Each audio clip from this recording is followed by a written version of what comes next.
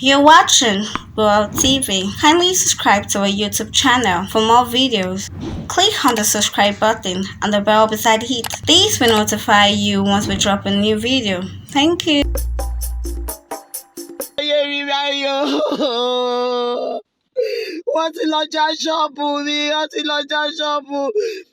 Yoruba actress Taiwo Adepeko has recently experienced a big loss of business. In a recent post shared with her official Instagram page, the actress revealed that her shop had been robbed. Taiwo, who deals with gold jewelry, fabrics, dresses and other fashion accessories, posted a video of her shop showing empty shelves that once had stacks of fabrics and other items.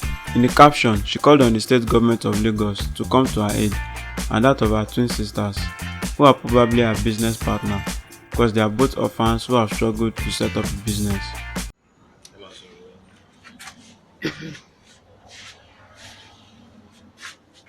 Kí ló wà lẹ́nu jẹ́rọ mi tí mo fẹ́ sọ? Ọ̀rọ̀ wo mo fẹ́ sọ báyìí? Téèyàn ti tán dìde wọnú ṣọ́ọ̀bù tán kó àwọn valuable things. Gbogbo aṣọ tí mo fi ń pàtẹ́ síta.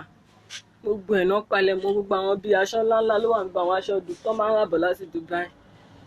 Wọ́n kó ń bí báyìí. Ẹ̀rì. Wọ́n fọwọ́ kan báàgì o. Ẹnìyẹn ó tájẹ̀tì àwọn ibi tí nǹkan ńláńlá wà. Ìyá ti ṣe tèmi o. Rí mọ́ mi tí mo ti fẹ́ bẹ̀rẹ̀ gbèsè ayé rí báyìí o.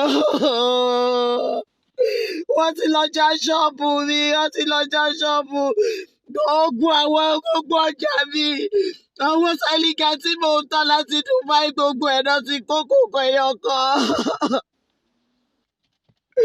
Gbogbo ọjà mi náà ti kó kòkó ẹyọ kan, gbogbo àwọn aago, gbogbo àwọn góòlù olówó ńlá, gbogbo ẹ̀ náà ti gbé, wọ́n ti sọrí sínú ìwòwò. Ọmọ òrukàn ni mí.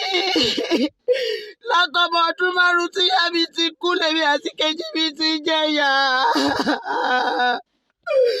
Iṣẹ́ fíìmù tí mò ń ṣe, mo ní mi lè ṣiṣẹ́ fíìmù nìkan. Mo ṣalábàárù, mo tówó jọ, màá gun ọ̀kadà, má ṣe dìlífì kiri. Owó tí mo rí àágùn ìyá tí mo ṣe.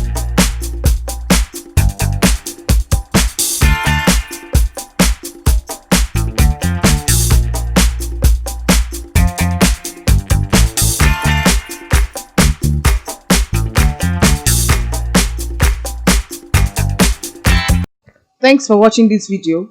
Please don't forget to click on the subscribe button. Kindly comment and share. We drop new videos daily. Thank you.